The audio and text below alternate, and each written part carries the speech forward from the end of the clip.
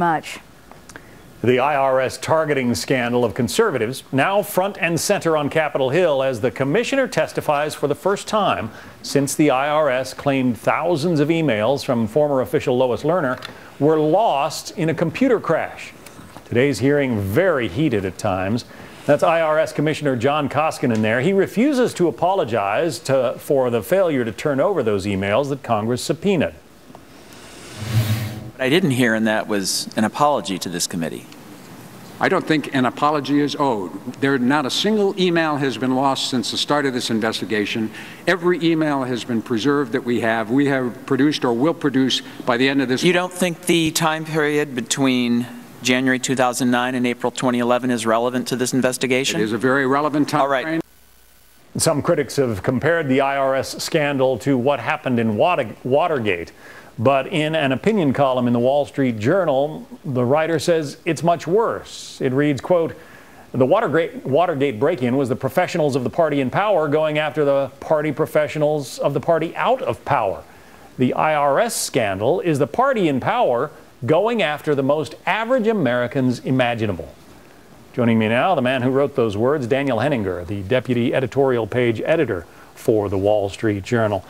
Fascinating stuff, and Koskinen's refusal to apologize for any of this really surprised a lot of people.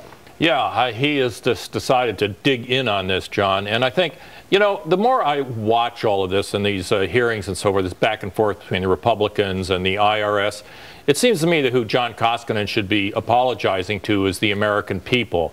I mean, let's not lose sight of the fact that these audits of the Tea Party group's investigations, that happened. And we're not talking about American Crossroads and these big fat cat super PACs.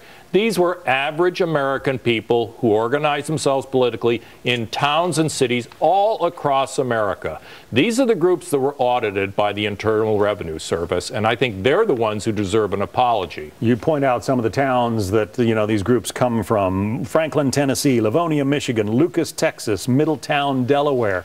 That's about as average American as it gets. Yeah, and you can bet that all of these were people who every year in April paid their income taxes right off the top of their incomes. Then they organize themselves politically, and suddenly they find the most powerful and feared agency in the United States asking them for this detailed information. Now, that was the result of Democratic senators insisting in letters to the IRS that they go after and look at these 5014C groups. In other words, that's the party in power sicking the IRS on average Americans. And the president in power said he was outraged when he first learned of all this.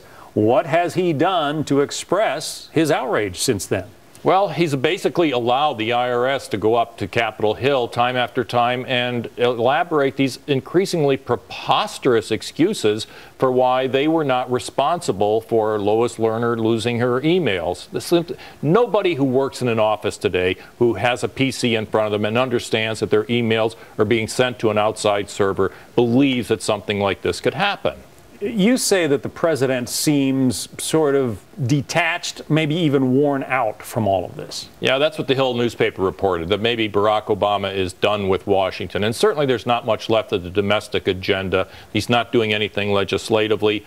And in foreign policy, John, I mean, the things that are going on in Ukraine and Iraq, I think this is to some extent the result of his own decisions. It was his foreign policy idea to lower the U.S. role in the world, to lead from behind and step back, that always carried the risk that something could blow up in the world if the U.S. wasn't leading. And that has happened in two places, and now he has to deal with two crises that he does not want to have to deal with. Threatening a red line that should not be crossed in Syria, and then when it was crossed, nothing came of it. Does that in part lead to the crisis that we've got now in Iraq? I think it very clearly, certainly it incentivized Vladimir Putin to think he could step forward and annex Crimea, and undoubtedly the Al-Qaeda group that is now in northern Iraq decided that it was the moment for them to step forward because they were not going to meet any resistance. And man, taking over half of Iraq in 2 days, obviously they understood that there was really no resistance either in Iraq or from the United States. Well, it is a fascinating column in the Wall Street Journal. Very well done. Daniel Henninger, the author. John. Thank you. Uma.